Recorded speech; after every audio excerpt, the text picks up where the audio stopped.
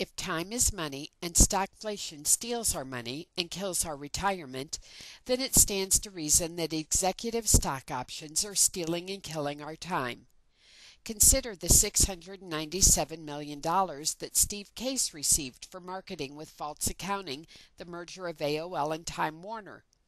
The total theft by AOL executives was $1.6 trillion, money taken from the fools who bought into the new market. Overall, AOL executives are poor per capita compared to the two Quest insiders, Anschutz and Nacho, who took investors to a slaughterhouse, $2.6 trillion. This pair are trailer trash compared to the $100 billion generalissimo of Microsoft, who won't pay employee benefits while parading his philanthropic aid to foreign proletariats, America's future terrorists. Stock options and IPOs are legalized inflation theft from the little fella to make Rockefellers, that is, capitalism for a fewer few rather than capitalism per capita.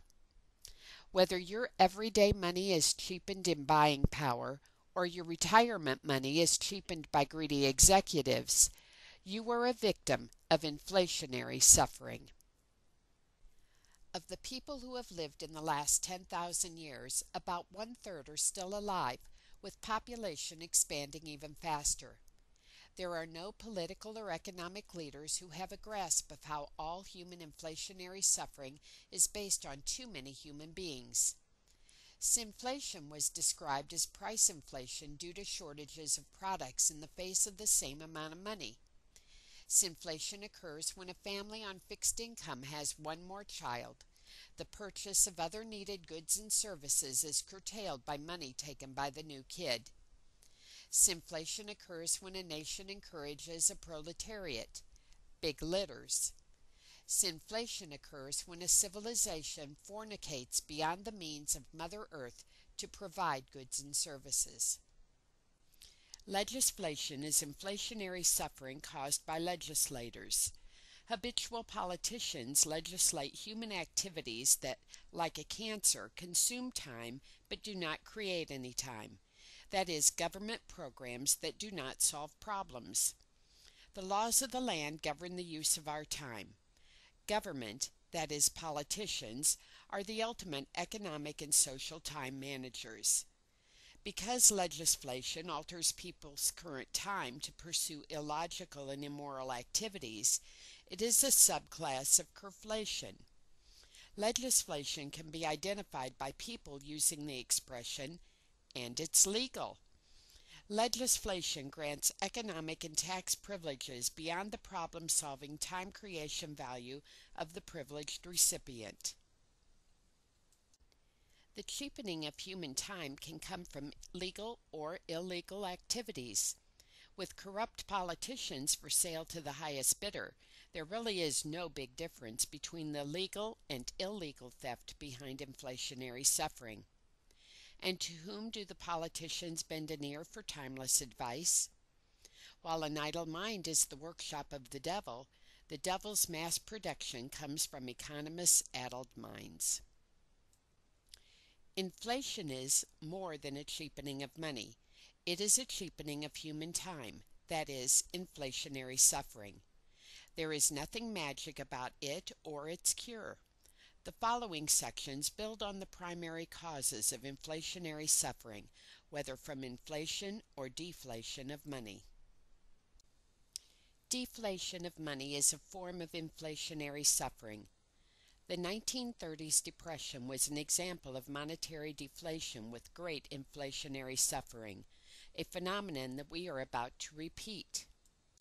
Most people, especially economists, think that monetary inflation and inflationary suffering are the same because both phrases have inflation within them, which is the same as saying Mom and MF are the same. Inflationary suffering is not the inflationary cheapening of your everyday money, but the inflationary cheapening of your everyday life. Inflation and deflation are not always and everywhere a money thing. Few phrases show the incompetence of economists better than this Nobel laureate's quote of the day. Inflation is an index of unsolved problems, mostly the problems created and ignored by corrupt politicians and tenured economists. When you understand that money inflation is merely one partial index of the greater problem, inflationary suffering, you realize the worst form of inflation. While money inflation gradually cheapens your time at the rate of 1%, 2%, 3%, or more, unemployment instantly cheapens your time by 100%.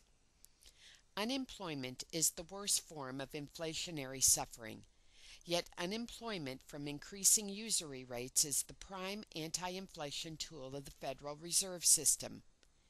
Timistically, using unemployment to fight inflation is like burning the village to save the villagers. The monetary crowd, who gain a living from usury, use the threat of unemployment to enslave people to a lower standard of living.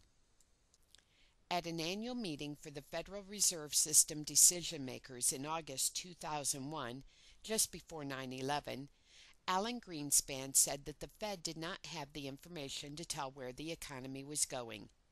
In other words, all the data they were collecting was not valid in determining the activities of the economic body, sort of like measuring the virtues of a woman by the amount of makeup she wears. The Federal Reserve has three problems. Theoretically, its monetaristic school of thought oversimplifies economics to usury. At the Fed, the quantity and quality of time is a faceless clock. It collects encyclopedic volumes of useless information. Useful information and conclusions are politically massaged, waylaid, or murdered. If you like the first Bush recession, you will like the first Bush depression. Until recently, and since the Civil War, the Democrats took America to war and Republicans took them to economic ruin. 1870s, 1930s. With the 2000 and 2002 elections, the rich pubes, Latin origin of Republican, have a monopoly on both. As of December 2002, the U.S. economy lost 1.4 million jobs since January 20th, 2001. What does it mean when economists and media monopolists cheer the rise in housing values without observing the simultaneous inflation of housing costs? Knowledgeable people recognize inflation as it occurs and its inevitable suffering. Noble lease. No one beats inflation, letting inflation soar. Housing is not increasing in value merely because more money is chasing the same number of houses, inflation.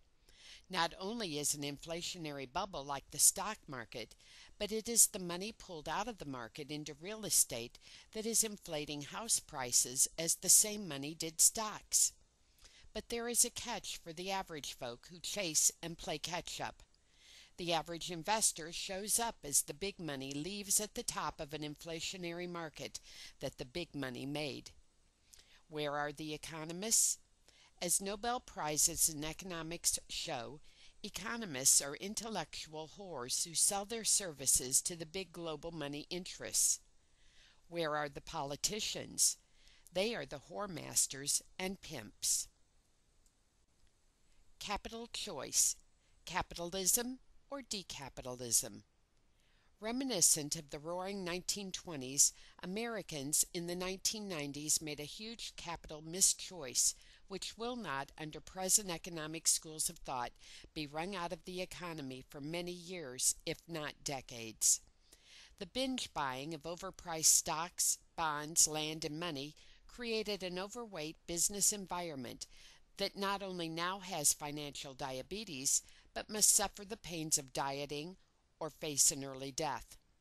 Sinflation is driving up prices in many places as the rich pubes, Republicans, give themselves more money in tax breaks and handouts while solving fewer and fewer problems. If you are in the middle class who puts money into Wall Street, then you are no different than the African who made chains or the Jew who made Zyklon B. You have no right to whine for sympathy for the problems that are cheapening your life. problems that you are funding and financing. If the politicians make it legal to steal more than earn more, citizens will do the illogical and immoral because it's legal. If laws reward overpayment, people will steal their time from an honest pay for an honest day to a get it while you can no matter what. Nazi Germany shows how the average man will descend several civil notches if the immoral is made legal. Among the government programs are the laws that enrich private citizens for doing nothing more than bribing an habitual politician. Enron was one of the poster kids for how habitual politicians and tenured economists metastasize human potential into everyday financial cancer. Enron was built on counterproductive tax laws and insured by the 1995 congressional law stating that corporate executives are not personally responsible for lies in corporate reports. Bingo! With unlimited stock options, off-book accounting, and a prostrate media, the average person was enticed by numerous Pied Pipers to give up their savings. Despite the collapse of Wall Street and follow-up economic depression, the habitual politicians are not only leaving these laws on the books, but adding them with the help of tenured economists. Their response is a quasi-public accounting board that is like the Federal Reserve System with an annual billion-dollar budget and $500,000 salaries for part-time directors from the accounting industry. It's like finding your wife cheating and giving her a bigger household allowance to not do it in front of the kids.